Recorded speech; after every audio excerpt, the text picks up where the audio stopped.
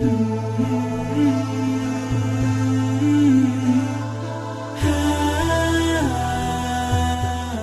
selesai.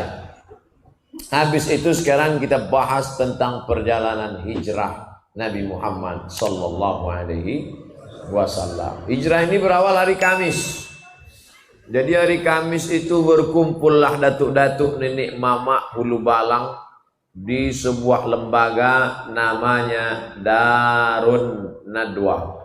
Kalau di Pekanbaru, tadi kami berkumpul juga tadi sore. Nama lembaganya LAM, Lembaga Adat Melayu Riau. Saya alhamdulillah dua-dua saya masuk, LAM sama MIM. LAM Lembaga Adat, MIM Majelis Ulama. Nun aja yang belum lagi. Nun itu bahasa Jawanya apa? Berkumpullah mereka, nama lembaga itu Darun Nadwa. Yang mendirikannya namanya Kusoi. Siapa namanya? Kusoi. Muhammad, anak Abdullah, anak Abdul Muttalib, anak Hashim, anak Abdi Manaf, anak Kusoi. Kita ulang sekali lagi. Muhammad, anak Abdullah, anak Abdul Muttalib, anak Hashim, anak Abdi Manaf, anak Kusoi. Kusoi inilah yang mendirikan lembaga namanya Darun Nadwa. Darun artinya rumah, Nadwa balai pertemuan. Kalau bahasa kampung awak, convention hall. Convention hall atau pokoknya yang ada shen-shennya itulah. Jadi berkumpullah datuk-datuk nenek mama Hulu Balang panglima semuanya hadir waktu itu. Judul agenda acaranya bagaimana menghabisi Muhammad. Pertama dibujuk, Muhammad, mau tak engkau dikasih sawit 2 hektar? Agak-agaknya lah waktu itu. Apa kata Nabi Muhammad? Wallahi ya ammi, demi Allah wahai paman, law wada'u syamsa fi yamini, seandainya mereka letakkan matahari di tangan kananku, bulan di tangan kiriku, ala an atruka hadzal amra ma taraktuh, tak akan kutinggalkan dakwah ini. Jadi metode yang pertama adalah dibujuk dan dirayu. Mau tak? Mau tak? Mau tak jadi? Tak mau dia.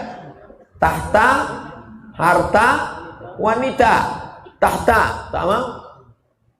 Harta, tak mau. Wanita, tak mau. Kalau tidak mau dirangkul, maka dipukul. Metode itu yang sedang dipakai sekarang. Nah, kira-kira mau tak? Saya pula ditawari jadi menteri, mana saya mau? Wakil presiden aja saya tak mau. Ada dirayu. Yang nawari Ustadz jadi menteri siapa? Tak ada.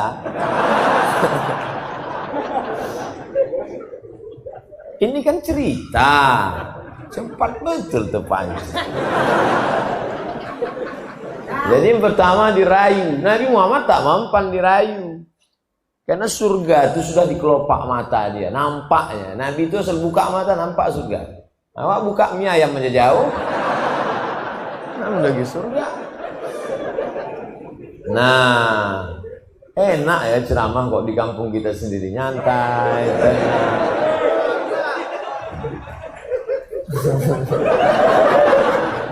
Nah, lalu kemudian tak mempan. Maka ini mesti harus dihabisi. Ditambah lagi paman dia yang dihormati itu meninggal dunia. Namanya Abu Thalib. Orang segan mau membunuh dia karena paman dia Abu Thalib. Mana orang berani? Samalah macam saya di Pekanbaru. Mana berani orang musik saya? Itu anak buah Pak Ilyas Kusti. Macam-macam nanti kalian tengoklah. Mana orang berani? Ceramah saya di Rokan Hulu, mana orang berani? Itu geng Pak Ahmad tuh. Begitu Pak Ahmad berhenti jadi bupati, dicoret nama kita.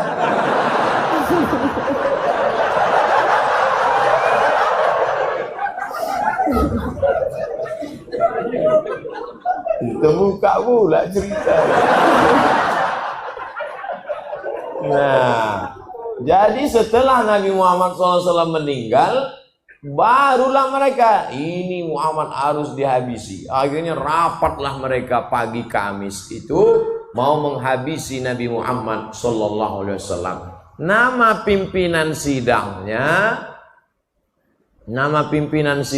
namanya Abdul Uz. Nama pimpinan sidangnya namanya Umar bin Hisham. Siapa namanya? Umar bin Hisham. Kenal Bapak Umar bin Hisham? Kalau saya sebut nama kerennya, oh, Abu Jahal. Makanya kalau kenalan sama orang jangan kasih satu nama. Nama siapa? Umar bin Hisham. Nama di FB Abu Jahal. Umar bin Hisham itu Abu Jahal. Saya dulu tanya, nama Ustadz siapa? Abdul Somad. Loh, kami cari di FB kenapa tak dapat? Di FB Anton.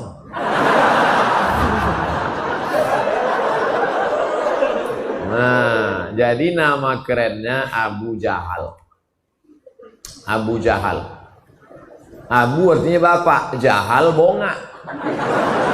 Abu Jahal Pak bonga. Namun enggak ada itu. Jadi Abu Jahal tadilah pimpinan sidang paripurna nih. Sidang paripurna. Kok bisa pula lah bonga jadi ketua sidang? Karena yang memilih itu goblok. Maka naik bonga. Yang tersinggung dengar ceramah saya. Karena beberapa orang yang tersinggung tuh 2-3 hari sudah itu mati. Bukan saya hebat, enggak. Memang ajalnya udah sampai. Jadi sidanglah. Agenda sidang kita hari ini bagaimana menghabisi Muhammad sallallahu alaihi wasallam. Ada pendapat angkat tangan satu.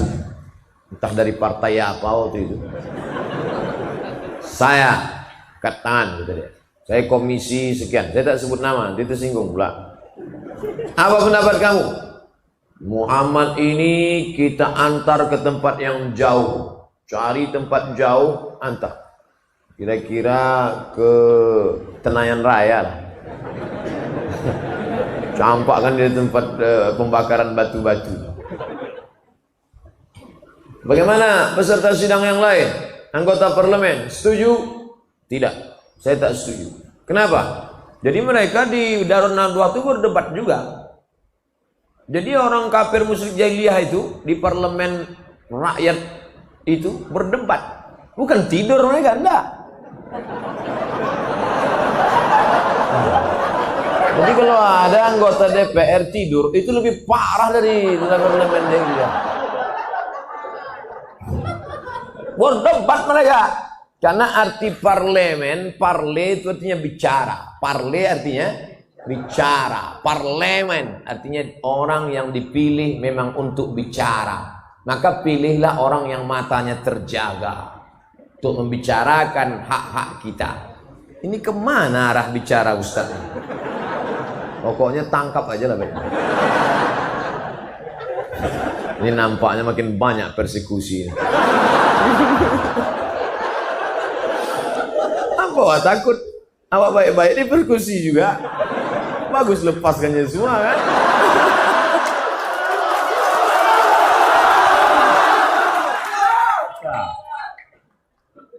Udah itu tak setuju saya. Kenapa kamu tak setuju? Muhammad ini orangnya karismatik. Kalau sampai kita campakkan dia ke tempat yang jauh itu, tiba-tiba di sana nanti pengikutnya banyak dan dia akan kembali ke Makkah dan kita akan mati dibunuh oleh pengikutnya. Berpikir juga parlemen ini. Wah, bahaya ini. Jadi kalau gitu tak usah kita kirim dia, tak usah. Bahaya. Oke, ada peserta yang lain? Ada. Jadi otaknya bekerja mereka ini. Tak ada yang off otaknya. Kerja. Bagaimana menghabisi Muhammad? Pendapat satu tolak. Tak setuju ya? Tidak. Ada pendapat lain? Ada. Apa pendapat kamu? Pendapat saya begini. Kita buat kotak kayu.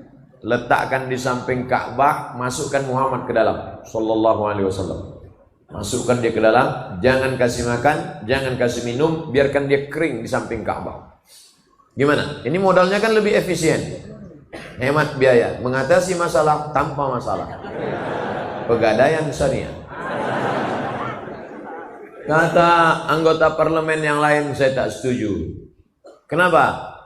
Karena jangan kalian sangka di samping Makkah ini tak ada pengikutnya. Pengikutnya banyak.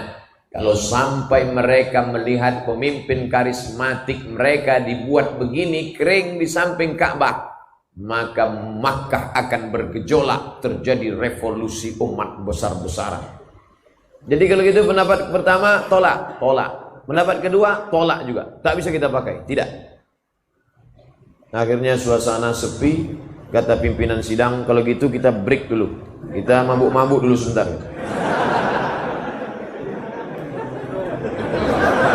Itu tak ada, saya aja nambah-nambah. Bismillahirrahmanirrahim.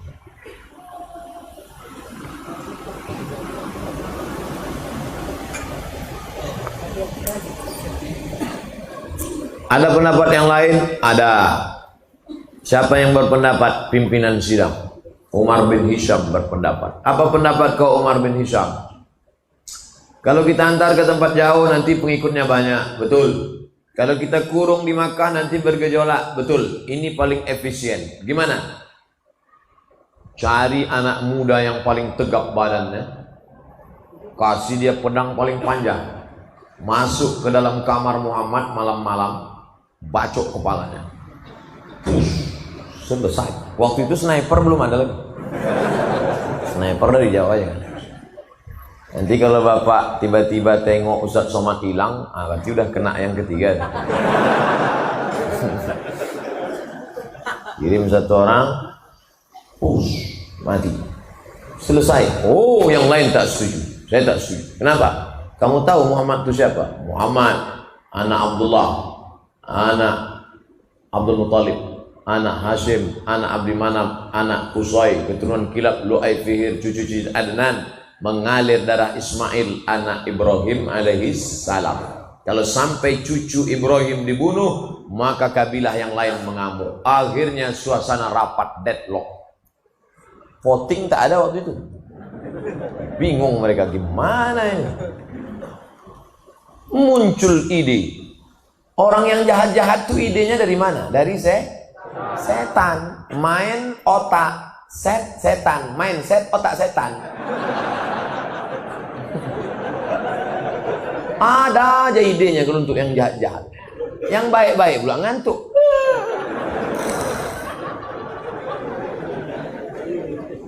Yang otak-otak kotor, otak-otak sungsang, otak-otak bekudis, otak-otak bekurak, ada aja ide di otak.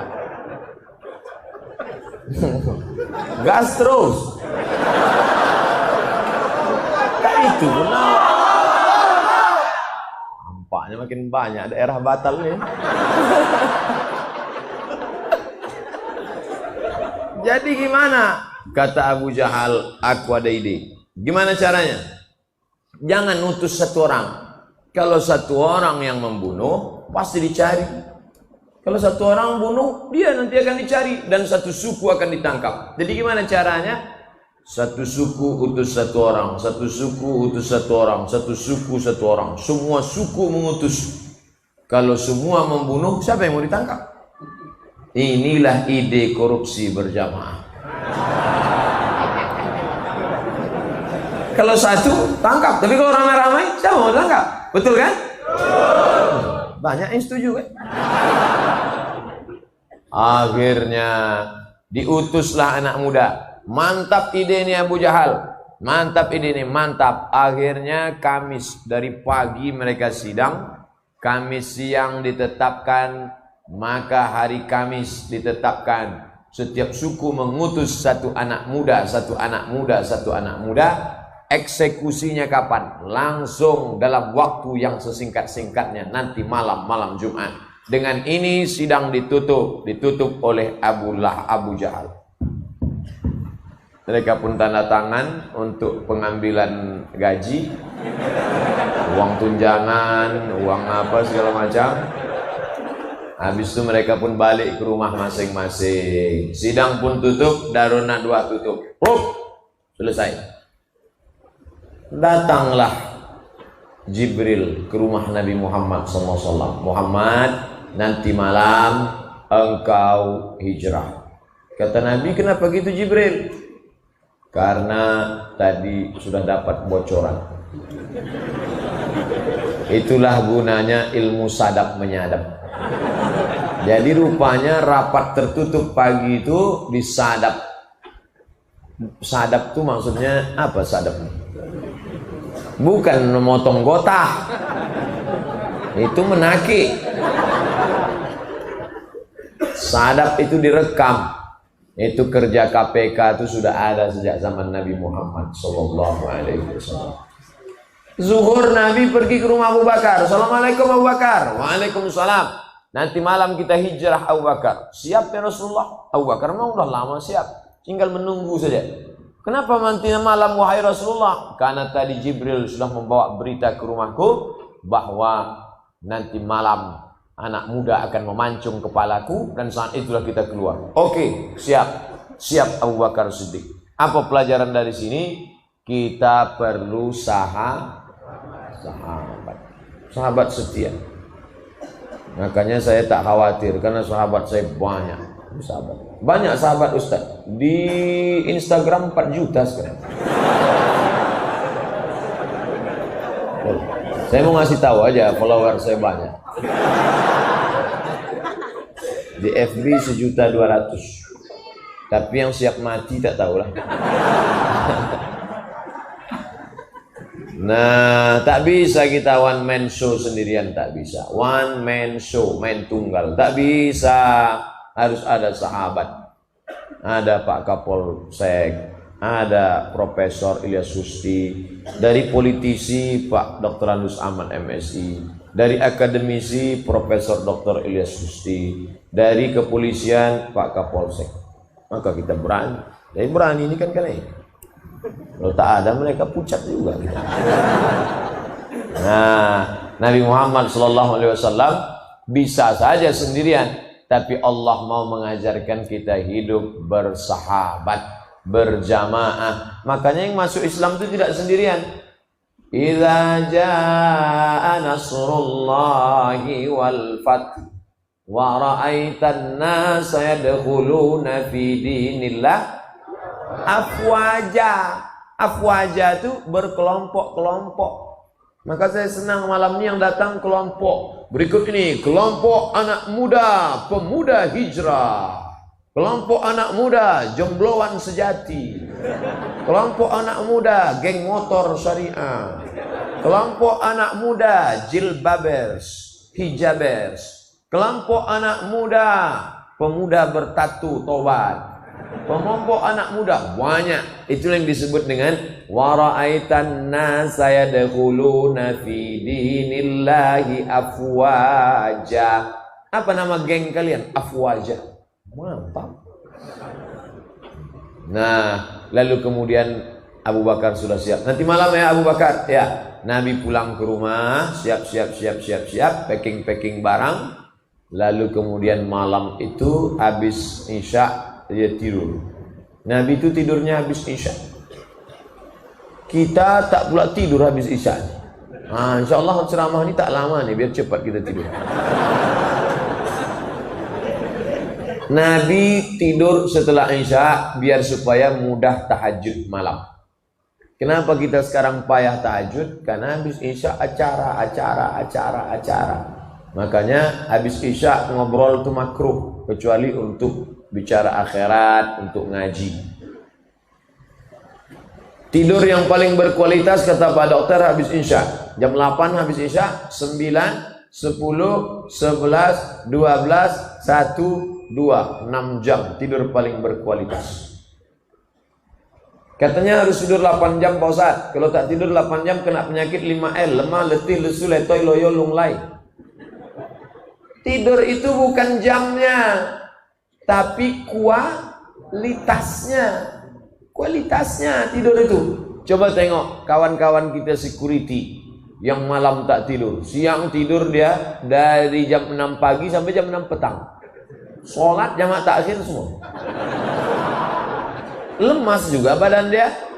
Tapi ada orang yang tidurnya sedikit aja, tapi berkualitas. Makanya habis isya tidur. Tak bisa lah Pak Ustadz, kami ada acara. Oke, tambah 2 jam. Jam 10 tidur. Tadi saya mulai ceramah nih jam setengah 9. Sekarang sudah jam setengah 10 kurang 10. Berarti saya sudah ceramah 50 menit. Kejap lagi habis.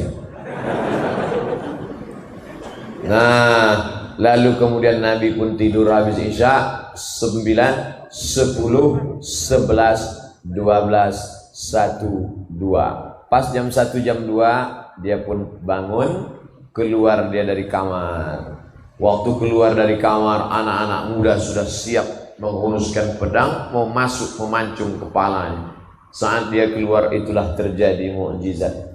Wa ja'alna min baini aydihim saddan wa min khalfihim saddan fa aghshaynahum fahum la yubsirun. Wa ja'alna min baini aydihim sadda, di depan mereka tembok, wa min khalfihim sadda, di belakang mereka tembok, fa aghshaynahum, kami tutup mata mereka, fahum la yubsirun, mereka tak bisa menengok Muhammad. Nabi buka pintu, Nabi lewat, mereka macam orang kena pukau. Dan dipoto pula. Mengangguk. Dilemparkan Nabi pasir ke kepala mereka. Nabi pergi, setelah Nabi pergi baru mereka terbangun pegangnya kepala. Pasir. Masuk mereka ke dalam, mereka mau cincang tempat tidur Nabi. Buka dulu selimut, coba buka dulu. Begitu dibuka selimut, Sayyidina Ali. Ali, iya, Muhammad mana? Mana? Aku tahu kata dia.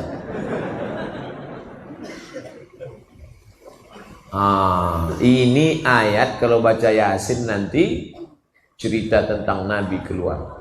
Itu ayat dalam surat Yasin itu cerita tentang Nabi keluar malam hijrah. Bukan itu ayat mantra. Nah, ini dibaca pula biar supaya tak kena razia. Kebetulan SIM mati, STNK belum perpanjangan. Pas nampak polisi razia, wa ja'alna min baini aydihim saddan wa aghshaynahum fahum la yubsirun. Prit, semprit Pak Kapolsek, semprit. Kok nggak mempan ya Pak Ustadz? Orang sama-sama ngaji.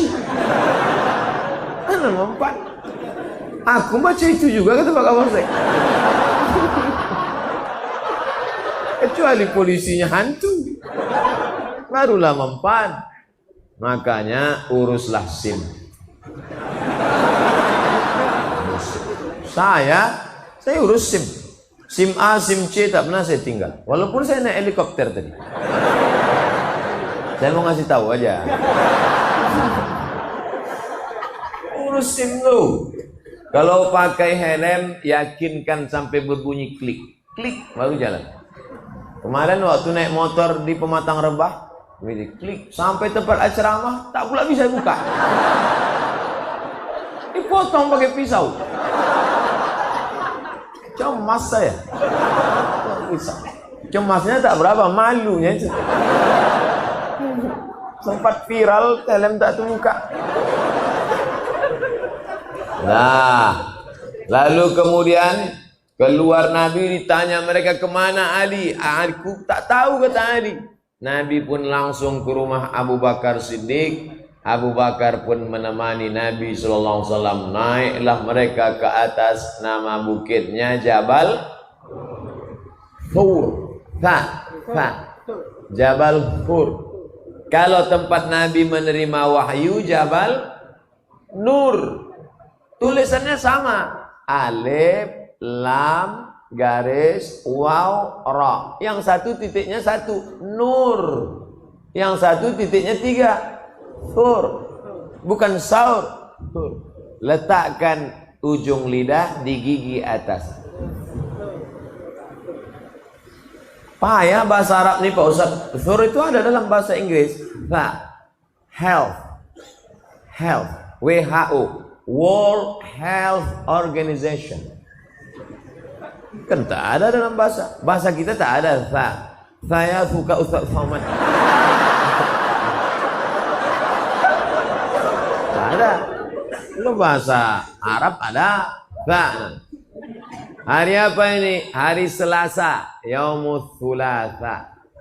Nama bukitnya namanya Jabal Zur. Naiklah ke atas. Saya Jabal Nur pernah saya naik. Jabal Nur naik. Jabal Zur jarang orang naik. Bukitnya terjal, tinggi ke atas. Naiklah Nabi ke atas bersama Abu Bakar Siddiq. Tidak pakai senter. Karena kalau pakai senter, kafir Quraisy menengok dari bawah. Itu dia, tangkap. Gelap-gelap naik mereka ke atas. Jadi kalau nampak nanti kawan naik motor lampunya mati, itu karena takut ditangkap kafir Quraisy.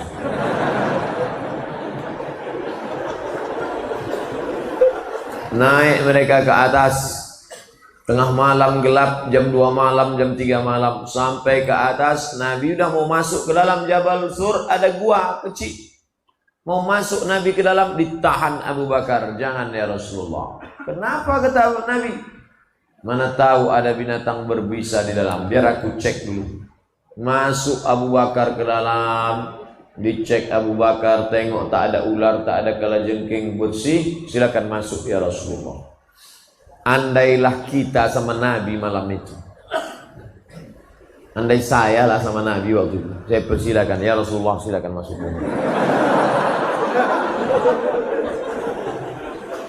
Aku tak ada yang mengawal. Kalau engkau ada Jibril, Mikail, Israfil, Israel. Kalau aku siapa? Satpol PP pun tak ada.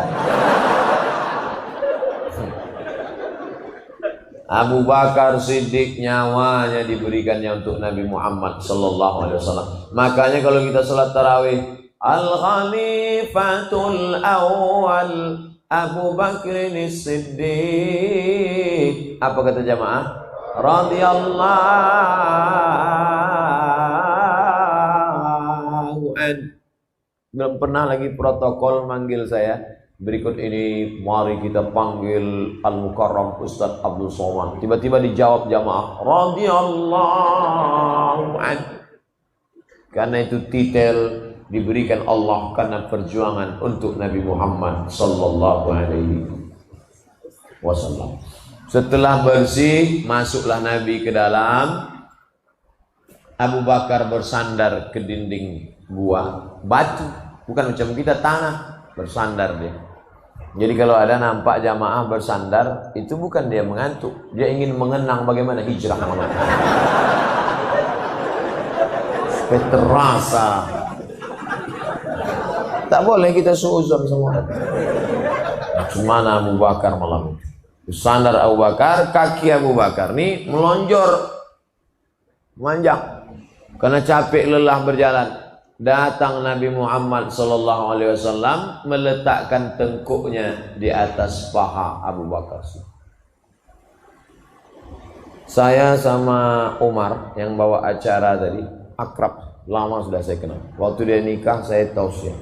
Tapi rasanya kalau dia duduk meletakkan ke paha dia segan pula. Nabi dengan Abu Bakar tak ada jarak. Diletakkannya tengkuknya ke paha Abu Bakar. Nabi pun tertidur. Tak lama Nabi tertidur, terbangun Nabi, menetes air dari atas. Kata Nabi, gelap. Air apa nih Abu Bakar? Hujan tak mungkin, embun tak mungkin. Air apa nih Abu Bakar? Kata Abu Bakar, air mataku ya Rasulullah. Kenapa engkau menangis? Kakiku disengat binatang berbisa. Kakinya disengat binatang berbisa. Bapak ibu kalau mau tahu rasanya, balik dari sini, pergi ke tempat jual makanan ikan arwana. Beli lipan agak 3 biji. Nah, kalau mau merasakan bagaimana Abu Bakar malam itu. Kakinya bisa dia tahan, tak bergerak kakinya. Memangku kepala Nabi Muhammad SAW. Bisa tak bergerak? Andai kita lah yang mangku malam melompat. Mohon maaf ya Rasulullah, tak tertahan gila-gila. Abu Bakar kaki bisa ditahan. Tak bergerak kakinya, disengat binatang itu tak bisa ditahankannya. Tapi ada satu yang tak bisa ditahannya, air mata tak bisa ditahan. Makanya kadang kita tengok anak-anak muda di kantin kampus tuh menangis, menengok lontong. Kau nangis kenapa? Galau Pak Ustaz. SMS nggak dibalas, telepon nggak diangkat. Pret. Mental kerupuk. Baru menghadapi itu gimana mau melawan Israel? Maulah pakai pampers. Oh gitulah Abu Bakar Siddiq menahankan sengatan. Satu yang tak bisa ditahan, air mata. Tapi sekarang ada ibu-ibu yang bisa menahan air mata. Waktu meninggal lakinya tak nangis deh. Tanya, ibu tak nangis? Tidak Pak Ustaz. Kenapa? Udah lama aku tunggu.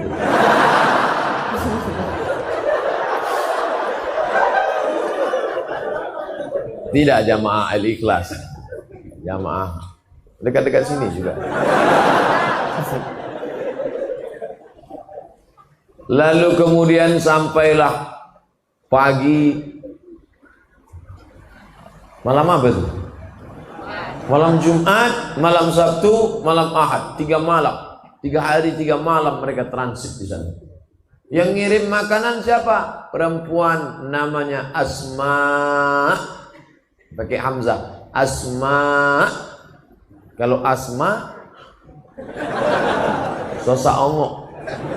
Ini namanya Asma binti Abi Bakar. Saya laki-laki sehat. Rasanya kalau disuruh bawa nasi ke atas. Asma 3 hari 3 malam membawakan makanan. Apa pelajaran dari sini? Pentingnya peranan perempuan. Jangan katakan Islam tak mempedulikan perempuan. Nih, pelajaran dari hijrah Nabi Muhammad SAW. Perempuan naik ke atas membawa makanan. Selama 3 hari berita hiruk pikuk di Makkah ini harus disampaikan ke Nabi di atas. Berita di Makkah sampai ke atas. Berita di Makkah sampai ke atas. Siapa yang membawa berita? Namanya Abdullah. Malam dia di atas, siang dia di Makkah. Dengar berita, naik ke atas. Apa makna pelajaran dari sini? Pentingnya update status. Makanya nanti kalau ada kawan sedikit-sedikit update. Alhamdulillah Ustaz Somad sudah berada di tempat. Alhamdulillah Ustaz sudah menduduki. Alhamdulillah Ustaz baru saja minum. Itu ciri-ciri Abdullah. Update, mantau terus. Itu juga kalau ada kawan-kawan mengambil gambar. Itu termasuk ciri-ciri Abdullah yang mengambil. Allahu Akbar. Dah. Yang mengantar makanan Abdullah. Asma yang membawa berita Abdullah. Yang menemani di gua Abu Bakar. Yang menempati tempat tidur Nabi Ali bin Abi Thalib. Ada pula yang pura-pura mengembala kambing di bawah untuk ngasih kode ke atas. Kalau tiba-tiba nanti datang kafir Quraisy, namanya Amir bin Fuhairah. Inilah yang dikenal sekarang dengan istilah job description, pembagian kerja. Nah, jadi adik-adik yang buat komunitas harus bagi kerja. Acara malam ini terwujud sedemikian orang banyak. Ini kan karena ada job description. Ada yang ngirim WA aja katanya. Alhamdulillah tabligh Al-Quran. Malam ini tak datang. Kau kemana? Aku ngirim aja gitu. Pahala udah dapat gitu. Ini pun berkurap juga otaknya. Kita itu kalau mengajak orang kita berbuat. Jangan nyuruh orang datang. Hadirlah tabligh akbar, hadirlah tabligh akbar. Kau tak datang, aku dapat pahalanya aja lah. 3 hari 3 malam di dalam. Kenapa mesti 3 hari 3 malam? Menunggu suasana. Inilah yang disebut dengan strategi. Bahasa Arabnya siasah. Bahasa kitanya siasat. Jadi jangan kalian bayangkan Nabi keluar rumah, langkah kaki, Bismillahirrahmanirrahim, la haula wala quwata illa billah, apa yang terjadi terjadilah. Kan begitu. Itu namanya pasrah tapi tak rela. Nabi penuh dengan matang pembagian tugas kerja. Ali, kau tidur di tempat tidur aku. Abu Bakar, kau menemani aku di atas. Asma, bawa makanan. Abdullah, update berita. Amir bin Khairah, engkau pura-pura mengembala kambing.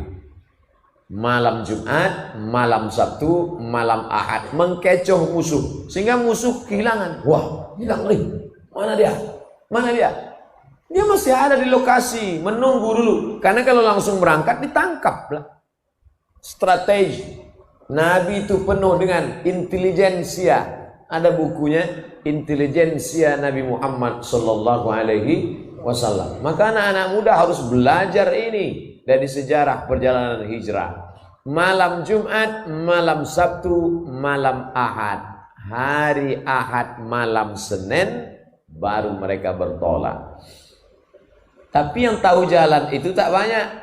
Kalau ditempuh jalan biasa, keluar dari jalan ikhlas, masuk jalan nangka, habislah. Cari yang tahu gang-gang kecil, yang kira-kira tak kena razia. Yang tahu jalan itu seorang bernama Abdullah bin Uraiqid. Ingat namanya, Abdullah bin Uraiqid, pakai qaf sama ta. Uraiqid. Dan dia itu non muslim. Walaupun namanya Abdullah tapi dia non muslim. Abdullah bin Uraiqid.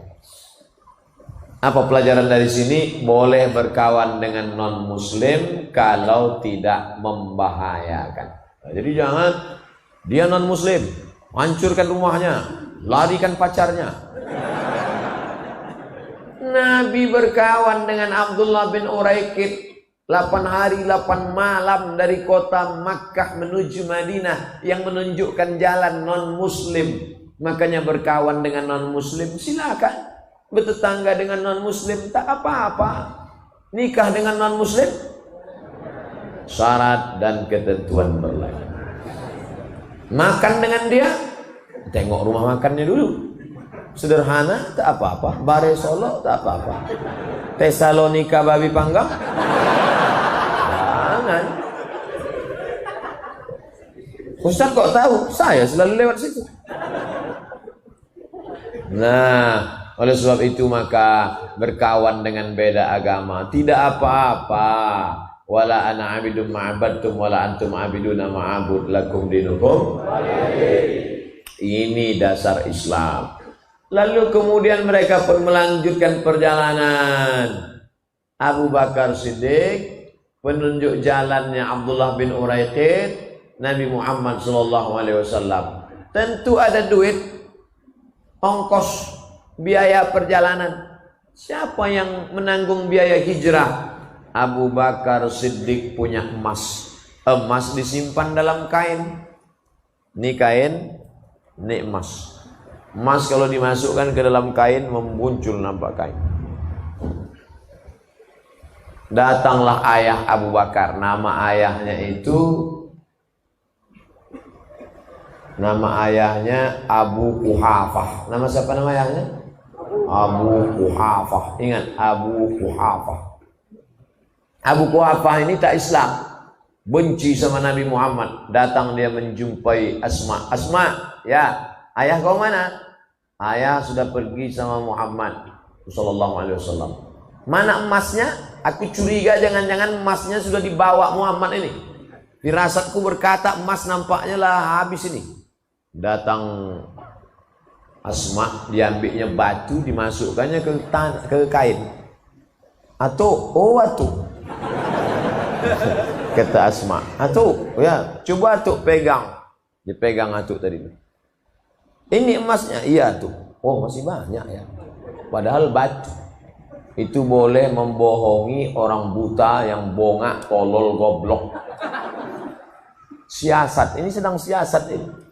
Akhirnya Abu Quhafah itu masuk Islam juga. Tapi nanti setelah 8 tahun hijrah, pindah balik ke Makkah, baru dia masuk Islam. Abu Quhafah masuk Islam. Makanya jangan nonton cuman CD kedua, CD ketiga masih ada. Pegang, ini emasnya, ya. Padahal batu. Emas itu sudah dibawa perjuangan. Makanya nanti kalau ada ustadz ceramah, isinya mencaci maki Abu Bakar, Itu ciri aliran sesat, mencaci maki Abu Bakar. Abu Bakar pengkhianat, Abu Bakar merampas kekuasaan Ali. La tasubbu ashabi, jangan kau caci maki sahabatku. Lau anfaqa ahadukum mithla Uhudin zahaban, seandainya ada di antara kalian yang bersedekah emas sebesar bukit Uhud, belum tentu dapat setengah mudnya Abu Bakar Siddiq. Habis hartanya untuk Islam. Kita apa? Kita apa perjuangan kita untuk Islam? Kotak tadi aja ini hilang entah kemana kan? Keluarkan kotak tadi balik. Ini udah cerita-cerita emas nih, saya yakin ibu-ibu itu udah siap nih. Mana dia Ustaz? Mana katanya? Waktu kotak dibagikan di Mesir, acara penggalangan dana, mata saya menengok sendiri ibu-ibu orang Mesir itu mengeluarkan emas. Oh, masuk dalam. Kalau mau nengok di Masjid Ikhlas, coba. Besok pas dibawa ke Ramayana, rupanya imitasi. Orang yang bersedekah emas imitasi masuk surga, surganya imitasi juga. Lalu kemudian mereka pun melanjutkan perjalanan. Sampai di tengah perjalanan, tiba-tiba nampak abu. Bahasa Indonesianya apa tuh? Debu, abu. Ya Rasulullah, ya. Aduh, abu ya Rasulullah. Ada debu ya Rasulullah. Ditengok Rasulullah. Oh, ada orang mengejar kita. Karena orang kalau naik kuda kencang, itu debunya naik ke atas. Ada orang mengejar. Rupanya yang mengejar itu namanya Suraqah. Pakai qah, Suraqah. Sampai ke kampung kita serakah. Dikejarnya Nabi kencang. Begitu sudah mau sampai menangkap Nabi, ujung kaki kuda depannya terperosok ke pasir, jatuh bergelinding, berguling jatuh. Padahal seumur hidup nenek kuda tak pernah jatuh. Macam saya, mana pernah saya jatuh? Ada 2 kali, itu pun kudanya pelan. Jatuh. Akhirnya sadar dia. Dikejarnya lagi Nabi Muhammad, dicegatnya Nabi. Stop. Aku Suraqah seumur hidup tak pernah jatuh dari kuda, pembunuh bayaran. Tapi sekarang aku sadar, rupanya yang ku kejar ini bukan manusia biasa. Engkau manusia bukan biasa. Maka hari ini itu maknanya ada orang yang keluar dari rumah dengan niat jahat, tapi di tengah jalan bisa menjadi baik. Tapi sebaliknya ada orang yang dari rumah baik, tiba-tiba di jalan menjadi jahat. Apa pelajaran yang bisa kita ambil? Jangan sampai di akhirat kita malu sama Suraqah. Waktu itu Suraqah sudah ditawarkan, kalau kau bisa membawa kepala Muhammad, kau akan dikasih 100 ekor onta. 1 ekor onta paling murah 30 juta. Itu pun onta-onta yang udah berkurap lah itu lah. Kalau 1 ekor onta 30 juta kali 100 berapa? 3 miliar mas bro. 3 miliar. Kalau onta yang mahal yang bagus 70 juta, 7M. Mau berangkat dari rumah niat kepala Muhammad 7M, kepala Muhammad 7M, kepala Muhammad 7M. Tapi begitu jatuh dia menemukan titik baliknya, tak ada harga 7 miliar. Apa kata Nabi? Aghib anna Suraqah, kau balik ke Mekah, jangan ceritakan tentang kami. 7 miliar tak ada harganya, tapi ada kebahagiaan yang tak dapat ditebus dengan harta. Apa dia? Iman. Apa dia? Kelapangan dada. Oleh sebab itu maka kalau ada orang mengatakan semua bisa dibayar dengan uang, ada yang tak bisa dibayar dengan materi. Kebahagiaan hati, kelapangan yang dirasakan oleh Suraqah saat itu. Apa pelajaran yang perlu kita ambil? Ada orang keluar rumah niatnya mau memancung Muhammad sallallahu alaihi wasallam. Ada orang keluar rumah niatnya mau dapat cari harta haram, tapi di tengah jalan dia bertaubat. Betapa malunya. Dari rumah niatnya bismillahirrahmanirrahim, tawakkaltu 'ala Allah, la haula wala quwata illa billah. Sampai ke tempat itu, tak usahlah ceritakan, jadi makin banyak orang sakit hati. Lanjut perjalanan. Lanjut. Berapa lama perjalanan ini Pak Ustadz? Berangkat hari Ahad malam Senin, sampai di Kuba hari Senin. Malam Senin, malam Selasa, malam Rabu, malam Kamis, malam Jumat, malam Sabtu, malam Ahad, malam Senin, hari Senin. 8 hari, 8 malam. Sampai di perjalanan haus, air sudah habis. Boleh minta air susu kambing. Nampak peternakan kambing, boleh minta air susu kambing. Boleh kami minta susu kambing? Boleh, silakan. Tapi sekarang musim kemarau, susu kambing kering. Tapi kalau mau tes lah, di situ terjadi mukjizat. Ketika diperah oleh Abu Bakar, Nabi berdoa, didoakan Nabi, tiba-tiba ada air. Keluar air susu kambing 1 gelas. Abu Bakar menyapu bagian bawah. Bagian bawah itu disapunya. Kenapa disapunya? Dia tak mau ada pasir menetes kena ke pakaian Nabi. Tengok adab Abu Bakar. Dapat air minum, disapunya bagian bawah, dibikinkan Nabi. Lalu Nabi pun meminum air susu itu. Apa kata Nabi? Fasyariban nabiyyu hatta irtawaitu. Nabi meminum air itu sampai hausku hilang. Saya waktu membaca itu, Nabi minum air itu sampai hausku hilang. Yang minum siapa? Nabi. Yang hausnya hilang? Ini salah cetak hukum. Nabi minum sampai hausku hilang. Sekarang kita tes.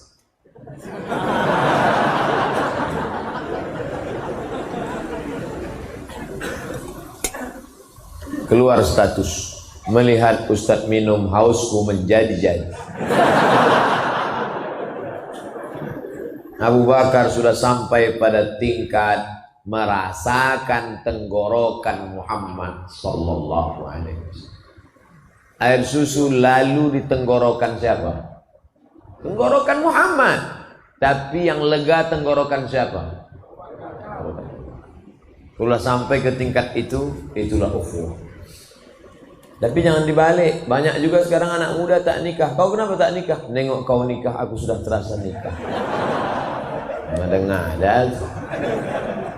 Oleh sebab itu maka inilah puncak daripada. Ada orang sekedar simpati. Kasiannya Abu Bakar sudah sampai pada tingkat di atas simpati.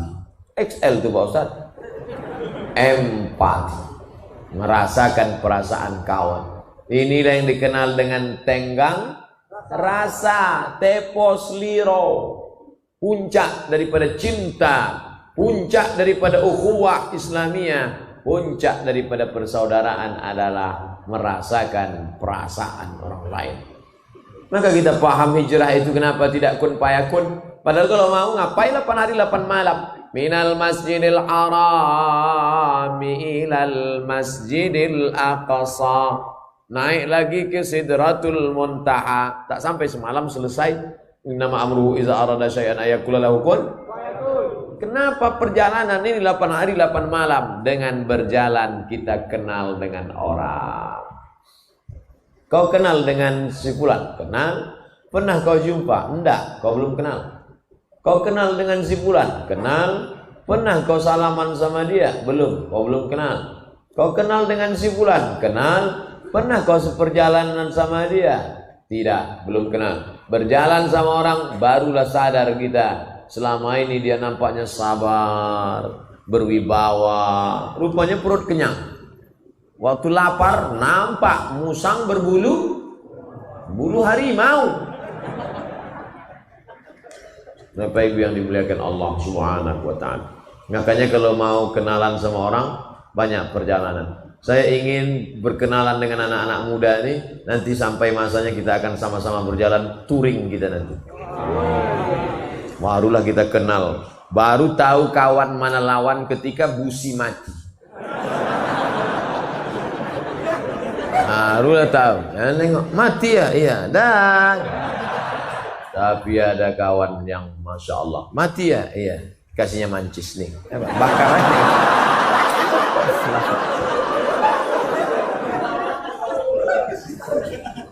Ayo bro, kata dia, aku dorong dari belakang, diulurkannya kakinya. Ayo, demi engkau, nggak ada lo nggak rame. Gitu. Tapi jangan lama-lama pula, kata dia. Nah, akhirnya singkat cerita sampailah mereka disambut dengan tala'al badru alaina min saniyatil wada' wajaba syukru alaina mada'anillahi da'. Terjadi ikhtilaf tentang tala'al badru alaina. Sebagian mengatakan sanadnya tak sahih. Mau sahih tak sahih, yang jelas bahwa ada kebahagiaan menyambut kedatangan Nabi Muhammad sallallahu alaihi. Begitu dulu sahabat. Nabi datang disambut tala'al badru alaina. Ustadz Somad datang ke rumahnya, disambutnya dengan lagu Jatuh Bangun Aku Mengejarmu. Begitu turun dari kendaraan, itulah pula lagu dinyanyikan. Maka saya banyak tak datang pesta-pesta kibut-kibut tunggal. Sekarang alhamdulillah sudah banyak pesta-pesta di Pekanbaru, tidak lagi pakai lagu-lagu maksiat, sudah pakai lagu-lagu religi.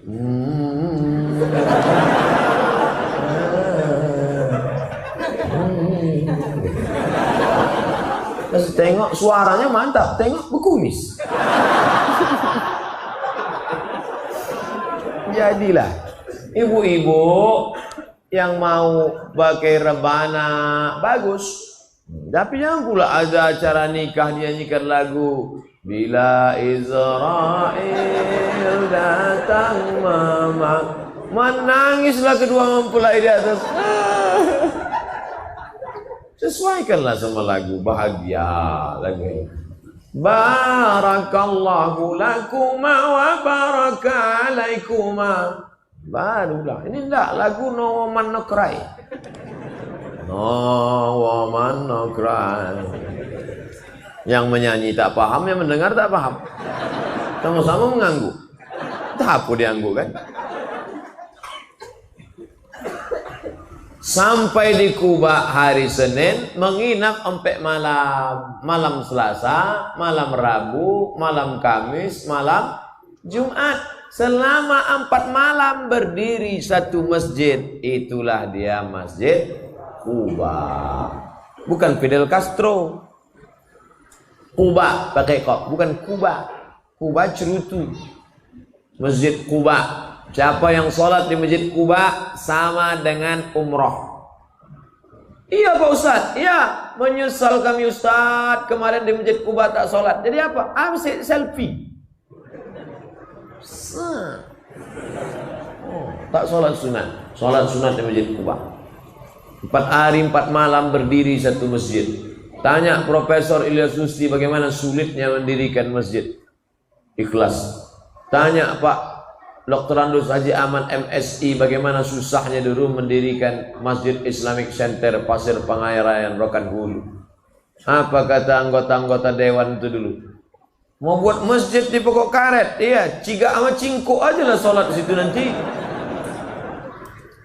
Tak yakin mereka ada manusia yang sholat di situ. Apa yang terjadi sekarang? 17.000 orang sholat di Islamic Center Pasir Pangarayan Rokan Hulu hari Ahad, hari Sabtu. Sabtu Ahad. Masjid terbaik se-Indonesia 2015. Menaranya 99 meter, pakai lift ke atas. Naik. Ustadz Somad, kalau Ustadz naik ke atas, nampak rumah Ustadz di Panam. Naiklah saya. Sampai ke atas saya tengok, tak ada. Kata bapak, nampak. Nengoknya pakai mata hati Pak Ustadz. Bayangkan, strategis, Rokan Hulu, sebelah kanan Sumatera Barat, Payakumbuh, sebelah kiri Habis Dargaluh, Sumatera Utara. Riau, Sumatera Utara. Makanya hari Sabtu, hari Ahad, plat BK sama plat BA. BK, BA. BM pula tak ada. Bayangkan tuh hebatnya. Masjid. Makanya membangun peradaban berawal dari masjid. Karena Nabi bangun masjid pertama. Makkah, Masjidil Haram. Madinah, Masjid Nabawi. Palestina, Masjidil Aqsa. Makanya mencari menantu juga cari yang selalu ke masjid.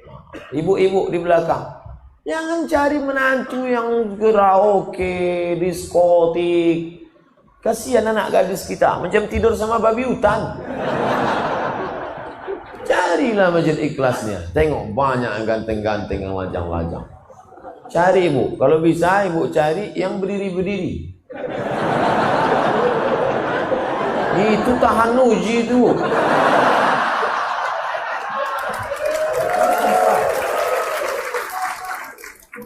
Tadi mulai ceramah jam 8:30, sekarang jam 10. Udah 90 menit saya ceramah. Tak terbayangkan gimana kesemutannya itu. Tapi mereka, mudah-mudahan anak-anak lajang ini ditemukan dengan jodoh yang baik-baik. Yang bilang amin, yang belum nikah. Yang udah pula. Dia tak tahu bini di belakang. Nah, sesudah itu hari Jumat bertolaklah Nabi dari Kuba tadi menuju tempat namanya Yathrib. Apa namanya? Ya, pakai sa, Yathrib. Yathrib artinya tanah mati, tanah tandus, tanah busuk, tanah banyak kuman dan penyakit. Bayangkan kalau kau mau kemana? Ke Yathrib. Tanah mati, tanah busuk, tanah banyak kuman dan penyakit. Dirubah Nabi namanya menjadi Al-Madinah Al-Munawwarah, kota peradaban yang terang benderang. Jadi kalau ada orang mengatakan, what is in a name? Apalah arti sebuah nama? Nama penting, saudaraku. Nama itu penting. Kau mau kemana? Masjid Al-Ikhlas. Penting. Kau masjid kemana? Aku mau ke masjid. Ada tuh masjid Simpang itu. Nama penting. Nabi merubah nama tempat menjadi Al-Madinah Al-Munawwarah. Sampai di Madinah dibangunlah Masjid Nabawi. Lalu dipersaudarakan antara orang Makkah Muhajirin dengan orang Madinah Ansor. Dipersaudarakan antara orang Islam dengan orang Yahudi. Maka peradaban dari masjid. Kalau mau melihat umat ini bangkit, maka ramaikan lagi masjid. Saya tak perlu menceramahi Bapak Ibu karena Masjid Ikhlas sudah mau meletup saking ramai. Sampai keluar, sampai di jalan. Mudah-mudahan kita semua istiqomah insyaallah. Itulah yang saya sampaikan 90 menit. Tapi cerita hijrah belum selesai. Siapa yang akan melanjutkan? Nanti kalau ada acara di Masjid Ar-Rahman, datang. Masjid An-Nur, datang. Masjid As-Salam, datang. Di mana saja acara pengajian hijrah, Dr. Mustafa Umar, Dr. Mawardi Muhammad Saleh, Dr. Saidul Amin, profesor-profesor, datang. Pokoknya jangan sampai tak datang. Ada yang mengatakan menyambut tahun baru hijrah ini bid'ah Pak Ustaz. Bisa dengarkan itu. Bisa dengar. Bid'ah kata dia, datang. Bid'ah sampai dia akhirnya capek. Bid'ah. Datang juga lagi. Bid'ah. Datang juga lagi. Bid'ah. Capek. Wala ponenya tiba je. Buat terus.